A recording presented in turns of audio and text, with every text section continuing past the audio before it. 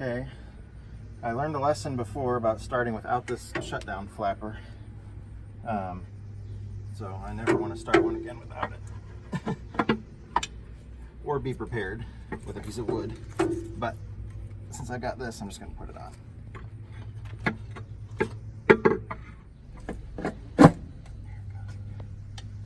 Okay. So I need to prime the fuel system on here. I have an auxiliary fuel pump, an electric fuel pump, so I can flip a switch and turn that fuel pump on. That'll pressurize the system up until the regular fuel pump on the engine. But I can't push fuel past that fuel pump. But if I leave that pump on and bar the engine over, as I'm spinning that fuel pump, it's pushing because it's pressurized, it's pushing it through.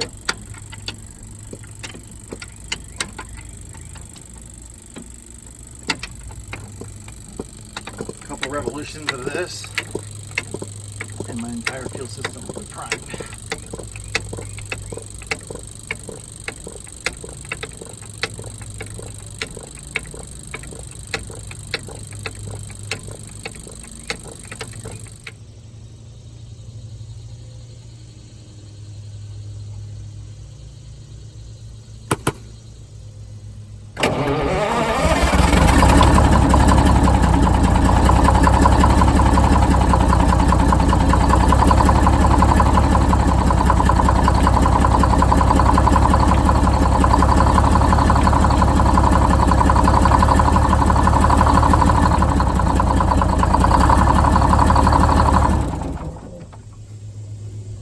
Okay, it runs. I gotta fix that governor leak. Those 2 bolts I need to put on that governor. So I had some oil dripping. Where's it dripping at? Right there. I don't have the bolt in that hole right there. I need to put a shorter bolt in it.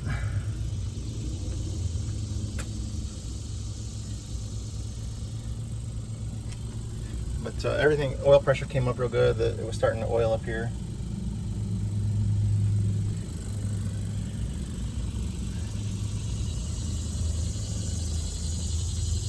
Am I hooking the battery together now? Yeah.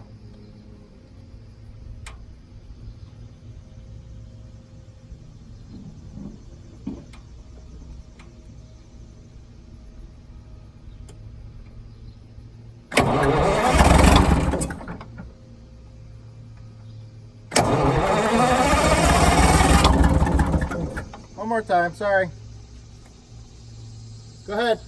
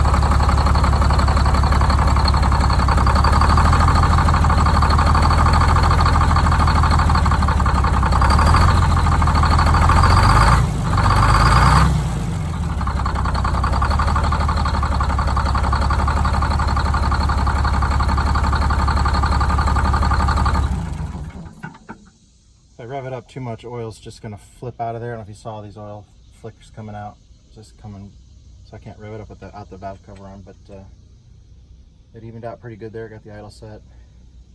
Took me a minute with the buffer screw. I had it all the way out, but I forgot I moved that. It was locked. Oh, sounds good. To put some plugs in these two holes here, otherwise that's going to leak out oil. Just something extra that the other one didn't have those holes.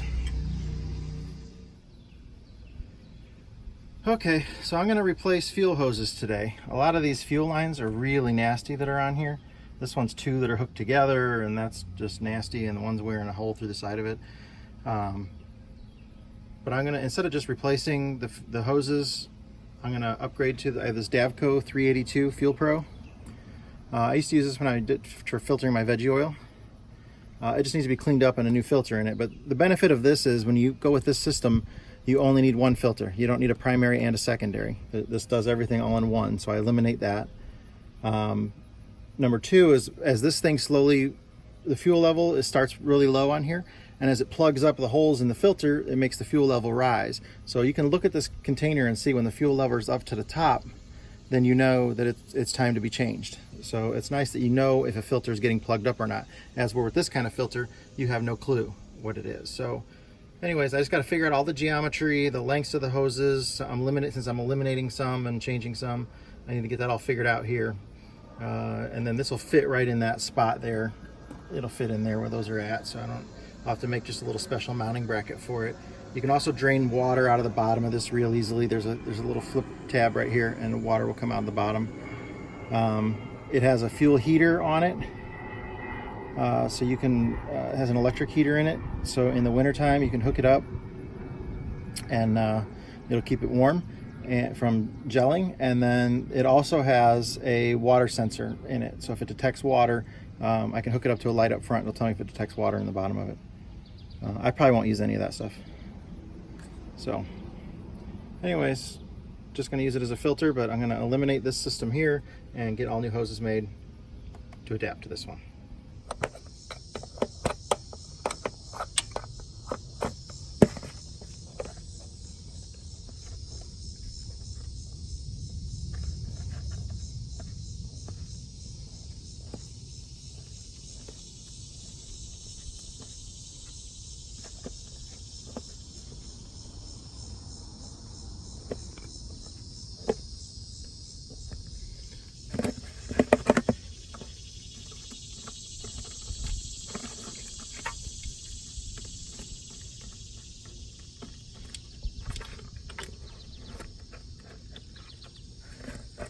Fuel's gonna come out of there.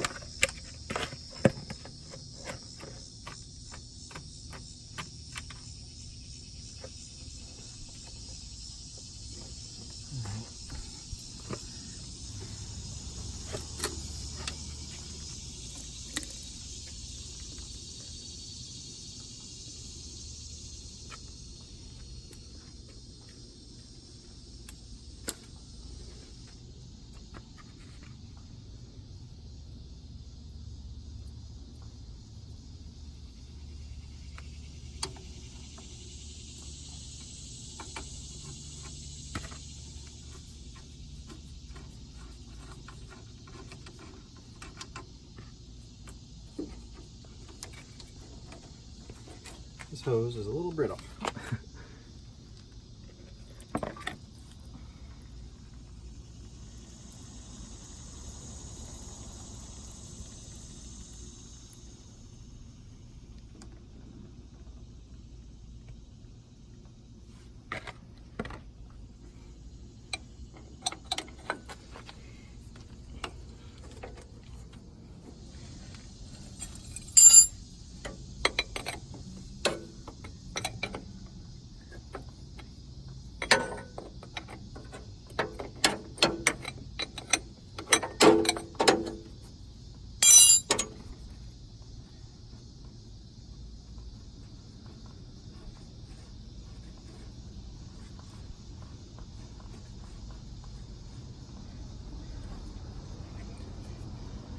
hard to get to.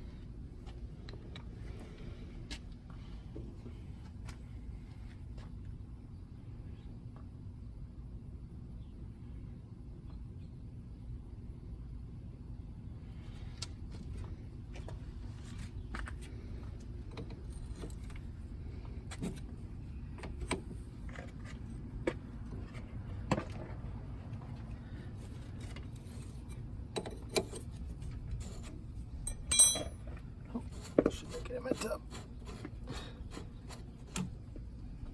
No, that's weird.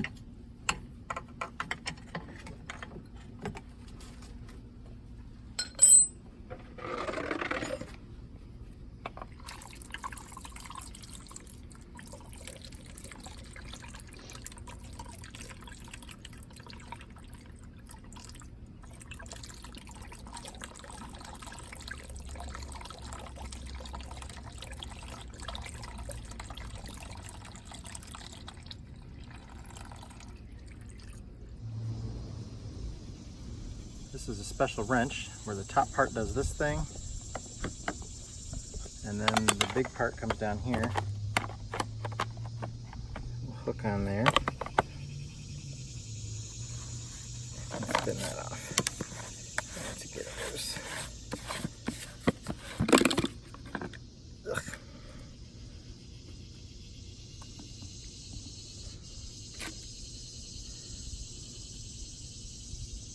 Nasty veggie oil.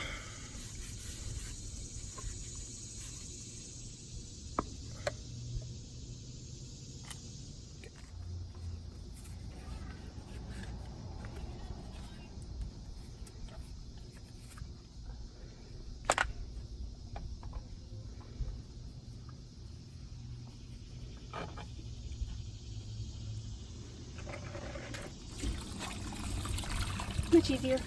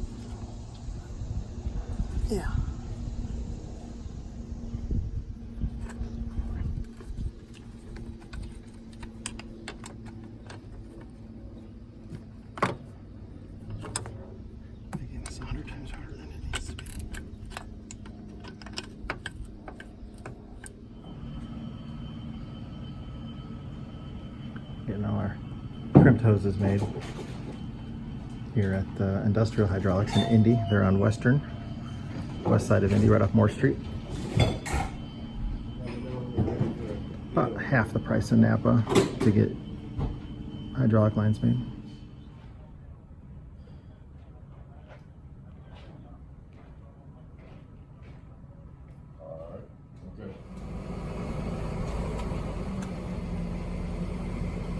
Okay, I got it all cleaned out, ready to go back together. I cleaned the bottom out, put a new O-ring on it.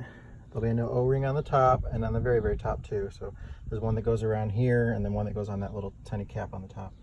I have my new fuel lines all done.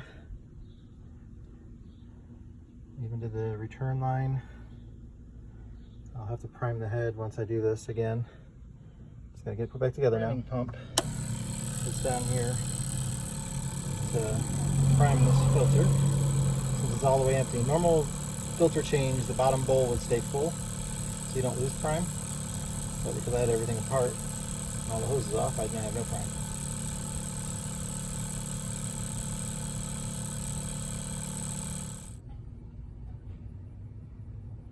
Okay, the davco is installed.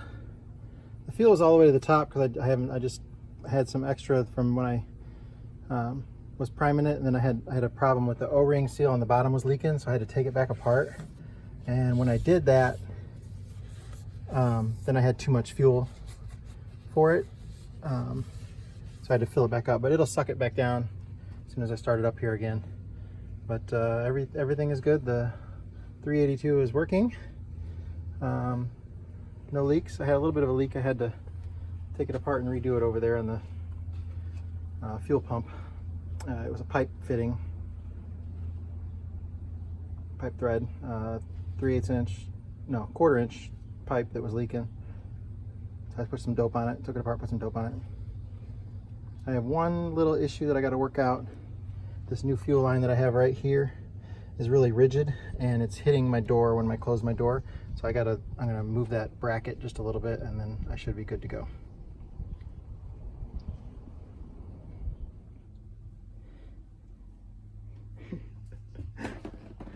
Well, I got 4 tires in the bus.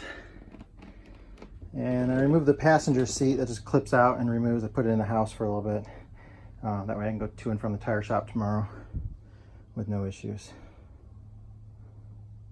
So,